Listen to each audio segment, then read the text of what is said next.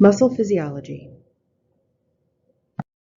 So let's just do a quick refresher over the microscopic anatomy of muscles, since contraction happens at the subcellular level.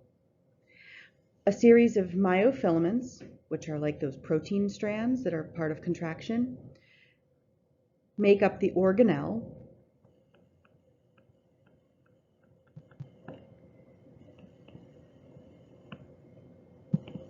Protein, there we go, called a myofibril. A collection of myofibrils, along with the other organelles needed to sustain metabolism, a lot of mitochondria, nuclei, etc., make up the muscle fiber, which is a cell. A collection of muscle fibers bound up by a connective tissue layer called a paramycium is a fascicle. And a collection of fascicles bundled together and housed inside of an epimycium is a muscle, the entire organ of the muscle. Myofibrils, the organelles, are divided into sarcomeres, and that's where the myofilaments overlap to create regular, repeating pattern. These are going to overlap more during contraction and less during relaxation. Some zones will become bigger than others, some will become smaller depending on where you're at in the contraction process. Some specialized terminology for muscle fibers. Sarcoplasm is what you call a muscle's cytoplasm. It's very similar to regular cytoplasm, but it has more organelles that contain vesicles of myoglobin and vesicles of glycogen. The sarcolemma is the term for the plasma membrane. Remember that they are multinucleate and that they have lots and lots and lots and lots and lots of mitochondria. So let's examine the cellular layout of the muscle fiber a little bit more closely, because we've only really talked about the mitochondria, the nuclei, and the myofibrils, those organelles that are engaged in contraction and divided into sarcomeres. These are not the only organelles in the cell, nor are they the only organelles that participate in cellular contraction. Each myofibril is wrapped by tubules which regulate ions. The ionic movement dictates muscular movement. So the movement of ions creates movement of the muscle. The organelle that helps participates in this ionic movement most closely to the myofibril is the sarcoplasmic reticulum. And this organelle is really analogous to smooth endoplasmic reticulum. Now think about back in the cellular anatomy unit, back in the very beginning of the course, we talked about smooth ER's roles being detoxification and storage of calcium. Here is where we're going to talk about storage of calcium. If you take a look, you can see that the sarcoplasmic reticulum envelops, see here's myofibril, each one like a sweater. It sort of wraps around it and hugs it the whole way around. Closer to this yellow thing right here, we'll talk about what that is in a minute, it's one solid band, and then it divides into sort of a meshy network in the middle. Now remember the role of this sort of thing. When you have a lot of convolutions or waviness or something like that, where you have the plasma membrane hugging that waviness or convolution, the purpose is to maximize surface area so that something can happen across the plasma membrane, in this case, the sarcolemma. So this should tell you right here that there's going to have to be some sort of molecular movement. Something's going to happen that's going to benefit from this expansion of surface area. Each of these sarcoplasmic reticulum run longitudinally along the length of each myofibril, and they converge into transverse running areas called terminal cisterns. And that's the sort of part right here next to the yellow thingy that's really like one big balloony area. These are referred to as terminal cisterns.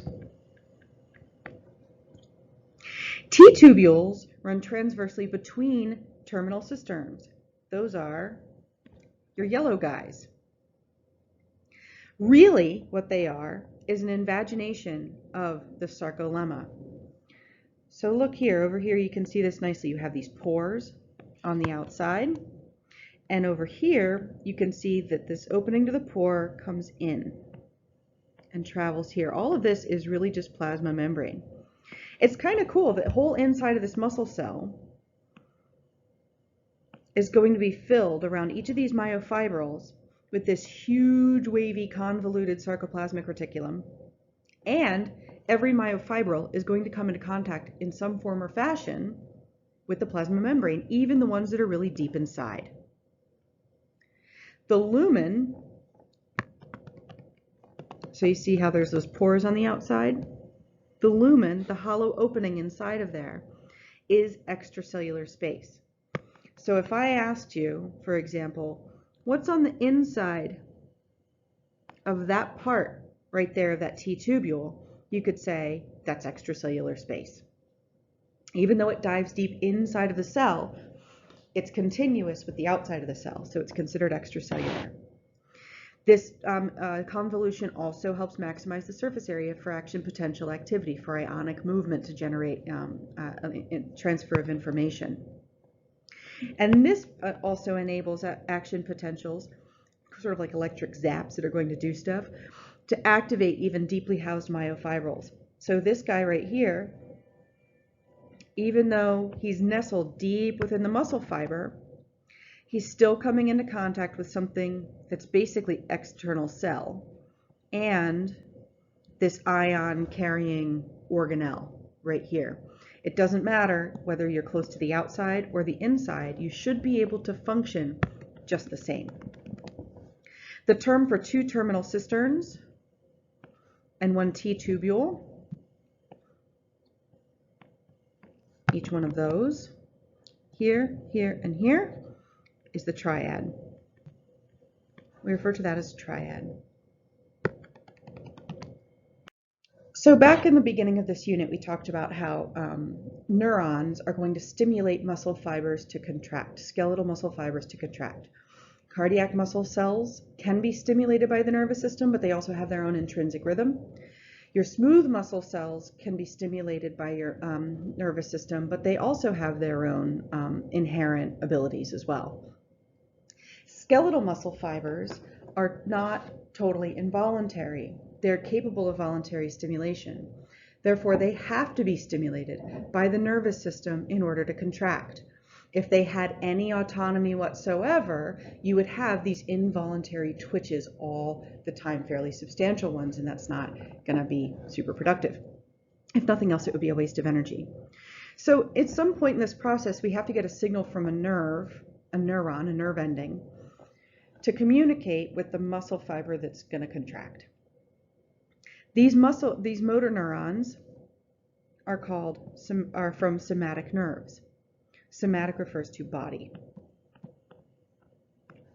Somatic motor neurons innervate muscles. They send nervous system signals to the muscles.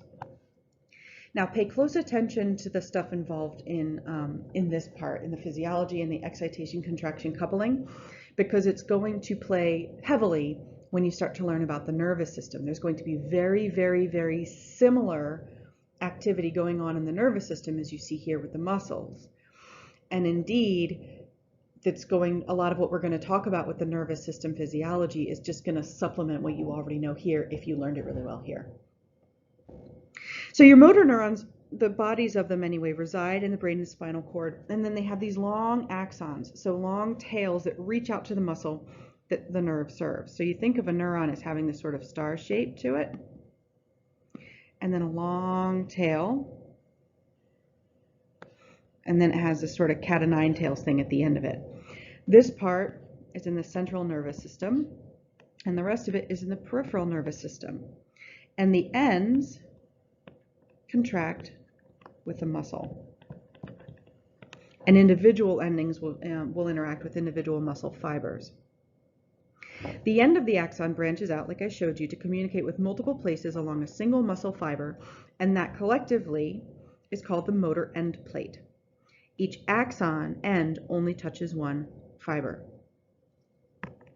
The nerves do not directly touch the muscle fiber. We talk about them touching a lot, It's just convenient shorthand, but really they don't directly touch. There's this space that's maintained between the end of the motor neuron, between the axon terminal like end, axon like the tail of the neuron, and the muscle fiber itself. And this space is referred to as a synapse.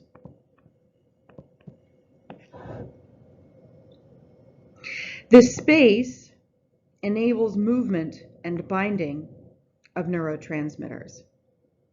The nerve is going to communicate with the muscle by releasing chemicals into that space that the muscle fiber will take up, and when the muscle fiber takes up those chemicals, it's going to be stimulated to do something. Those chemicals that the nerve releases into the muscle cell, or to anything for that matter, is called a neurotransmitter. So the process by which this takes place is as follows. This is your nerve ending, and this is your muscle fiber.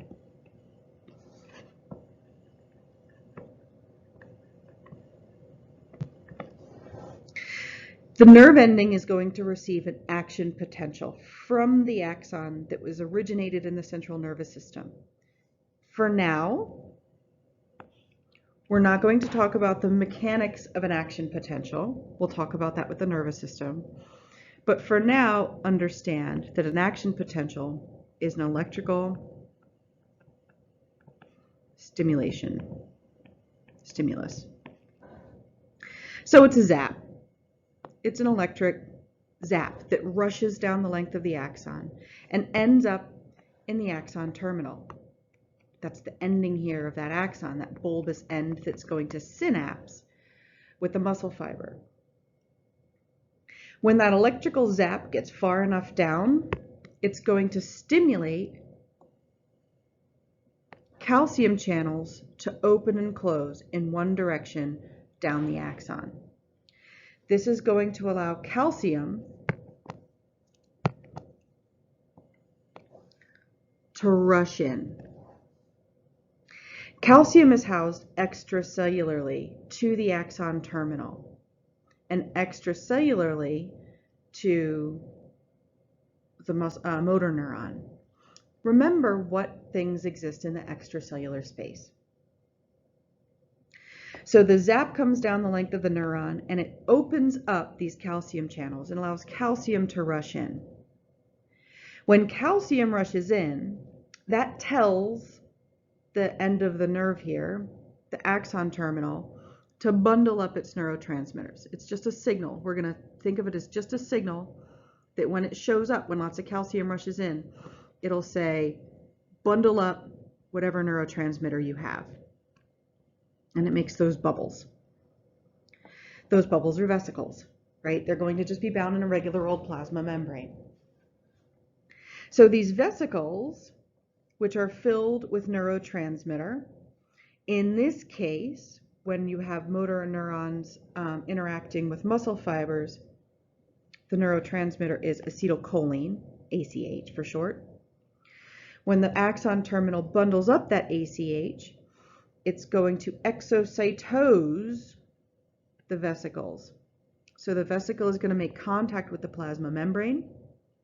The plasma membrane of the vesicle will merge with the plasma membrane of the outside, and the neurotransmitter will be released into this space. And it'll be free in that space. The receiving part on the muscle fiber is going to be very, very close, but not right up against it. And this permits the axon terminal to release enough neurotransmitter so that as many of those as possible will be stimulated, as many of those motor neuron channels will be stimulated. Things don't have to line up exactly. Also, if you release too much neurotransmitter for what the muscle fiber at the other end of that synapse can handle, the rest of it has a chance to get away. It's not forced to bind with anything. So vesicles are exocytosed into that synaptic cleft, space between. The whole communication here with a gap is called a synapse. The gap itself is called synaptic cleft. So ACH is released into the synaptic cleft, and then it's able to bind with receptors on the muscle fiber end, receptors that are embedded into the sarcolemma that are specific to ACH. ACH binds with ACH receptors on the sarcolemma.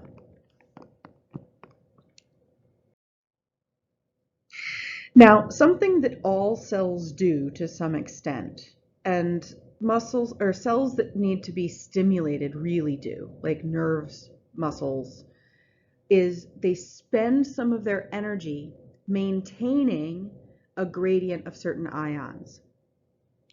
So it spends some energy with a pump, an ATP-driven pump, pumping some things out and other things in, so that you have more, let's say, sodiums on one side of the membrane than the other, more potassiums on one side of the membrane than the other, more calciums on one side of the membrane than the other. When you have a buildup of something on one side of a barrier, and then you open up that barrier, that thing that's been built up can rush the other direction, right? Just like a dam. You put up a dam over a river, the water builds up on one side, and if you open up the dam a little bit, that water can rush through. And when it rushes through, it can do work. So these cells are going to spend a little energy all the time making sure that there's enough water on one side of the dam so that when they open up, they can get even more work done later on in a big rush. This is referred to, when you're talking about ions across a cell membrane, as maintaining its own resting potential and maintaining polarization. It's polarized because you have lots on one side, and it could be either side, I'm just picking a side arbitrarily, and less on the other. You've got lots here, less here. It's a polar relationship. And the maintenance of a specific degree of this is maintaining its own resting potential. The amount at rest, the amount of potential at rest that the cell has to do work. How much potential is there to do work? The steeper the gradient, the more polarized, the more of one thing you have on one side than the other, the more opportunity you have to do work, the higher the resting potential. So in this case, the inside of the sarcolemma is kept negative relative to the outside of the cell. So the inside is kept more negative than the outside of the cell. The outside of the cell is more positively charged compared to the inside of the cell. The difference here is actually not very steep in real life, in real terms, but it's enough to get work done at the cellular level. Remember that this doesn't mean that there's only pluses, positively charged ions on the outside, and only negatives on the inside. It just means that there's fewer negatives on the outside compared to the inside, and there's fewer positives on the inside than there is on the outside. This is a relative relationship. It's not absolute. So what we've gotten so far is we have a sarcolemma of a muscle fiber that's constantly spending a little bit of energy to maintain this gradient, to keep water behind the dam, to keep more negative ions on the inside than the outside, and more positive ions on the outside than the inside.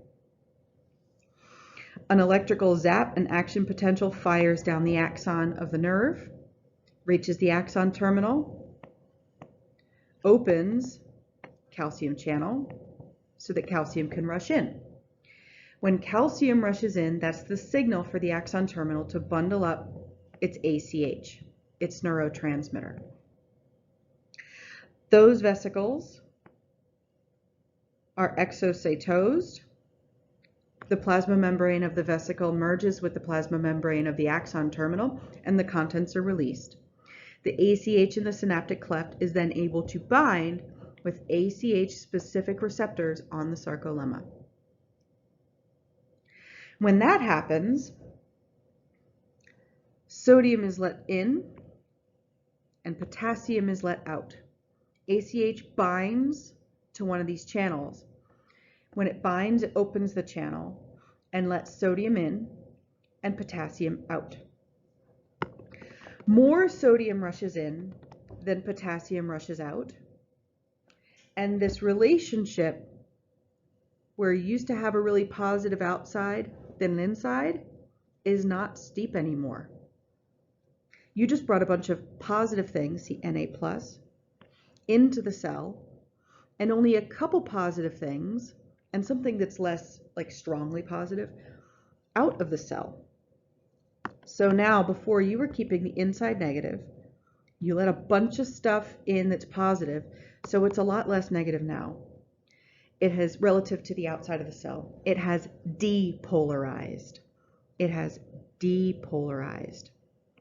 It used to be polarized, more negative on the inside than the outside, but now that relationship, at least in this area, in that little local area, is not that way anymore. You've let positives in, so there's not really much of a difference between the inside and the outside anymore. This local depolarization event, like right around this one channel where this is happening, is called the end plate potential. Now remember that what's going on in here isn't going to happen in a particular order. These are going to flood in and bind to whatever's around. So drawings typically show it going in one direction only. And once we get outside of this area, it is unidirectional. But within here, you're just building up a series of local depolarizations until you have enough of them to shoot it all in one direction. We'll get to that in a minute. Okay? That end plate potential stimulates an action potential in the adjacent membrane areas. What's cool about the sarcolemma is, like the axon of a motor neuron, it can also transmit electrical zaps. It can transmit electrical or action potentials, an electrical zap. So to start from the beginning again, you have an action potential coming down the length of the motor neuron that stimulates calcium channels to be opened and calcium's allowed to rush in. When calcium rushes into the axon terminal, it tells the axon terminal, please bundle up your ACH for export into vesicles. Those vesicles then are exocytosed. ACH is released into the synaptic cleft, and they bind with ACH receptors on the sarcolemma, on the other side of that synaptic cleft. Whenever ACH binds with one of those receptors in the synaptic cleft, it opens up the channel to let lots of sodium in and a little potassium out. That makes the polarized nature across the plasma membrane that's usually maintained not polarized anymore. You're evening out the charges. It is depolarized. When you have enough of that going on in the synaptic cleft, enough of those end plate potentials, you're going to stimulate an action potential in the adjacent membrane areas. So adjacent membrane area. For the most part, your downstream channels like this, down in that direction, are kept closed unless they're stimulated to open. So you have these specific channels that are working to maintain the gradient, but otherwise the other channels that have to do with these ion movement of these ions are going to stay closed. The sodium channel nearest to the end plate potential, so this guy right here, when end plate potential is reached, it's going to be stimulated and open up. That's going to let even more sodium inside of the cell. So you are making the inside even less negative than it was before by bringing in more positive stuff. Now, even after this happens, the inside is still basically more negative than the outside. It's just less so than it was before. When this happens, an action potential is generated. The sodium channel will close up, the potassium channel downstream will open up, and it'll pump potassium out to repolarize the cell. As these open and close, an action potential is going to be forced along the length of the sarcolemma. So you have an electrical zap down the length of the motor neuron. That zap, that electrical stimulation, is going to be converted to a chemical signal. That chemical is released, which is going to cause receptors to open. That's going to cause a shift in ion movement. And a shift in ion movement, a moving around of ions, creates another electrical stimulus that's going to get carried down the plasma membrane of the muscle fiber, the sarcolemma.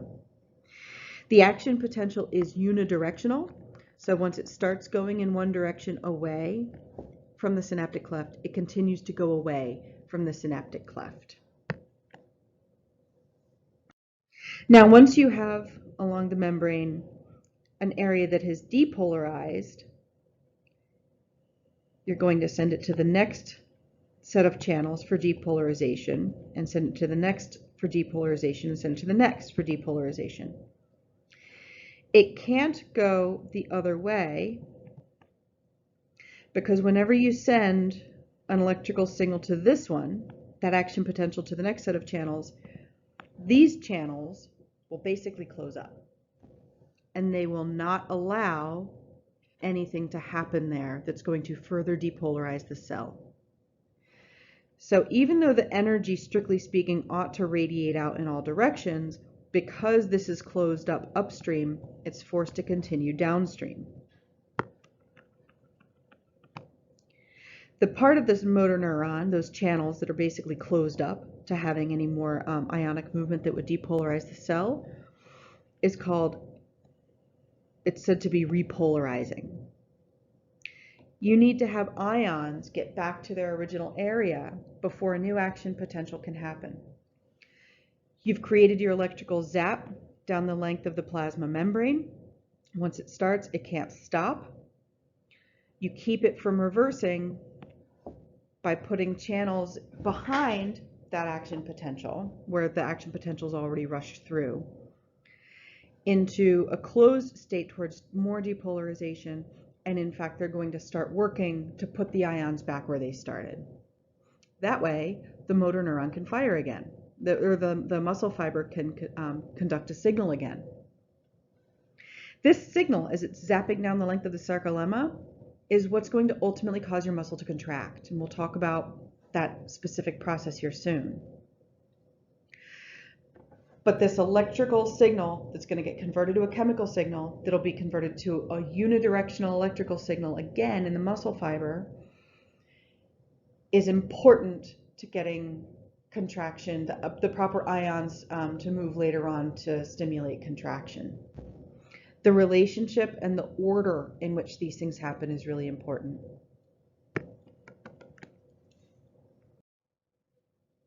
So one more recap. Nerve impulse reaches the axon terminal. You have that zap down the length of the axon. It gets to the axon terminal, the end of the axon. That stimulates calcium to rush in, and ACH gets bundled into vesicles. The vesicles are exocytosed, and those ACH in the vesicles bind through the synaptic cleft to sodium-potassium channels. These are they contain your ACH, whoops, I always do that on accident here, ACH receptors. When ACH binds to the ACH receptors on sodium-potassium channels, they open and they allow sodium to rush in and a little bit of potassium to rush out.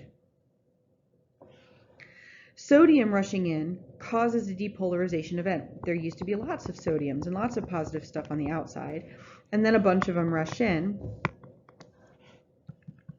So now it's less polarized than it was before. That area is now depolarized. You have an end plate potential there. Depolarization at one spot and an accumulation of them along the synaptic cleft stimulates depolarization downstream at the next spot, adjacent to the synaptic cleft. That's going to stimulate a unidirectional, unstoppable action potential in one direction away from the synaptic cleft through the sarcolemma, along the sarcolemma. That action potential or that depolarization causes the next channel to let lots of sodium in and a little potassium out. That causes an electrical shift, a depolarization event.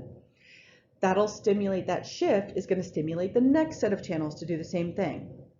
That'll stimulate the next set of channels away from the synaptic cleft to do the same thing, on and on and on. And whatever just caused a depolarization event, by the time it's stimulated the next one to open up to depolarization, is going to effectively close itself to depolarization and start the process of putting ions back where they originally were so that you can depolarize again. That is repolarization. And again, this prevents the action potential from moving in both directions.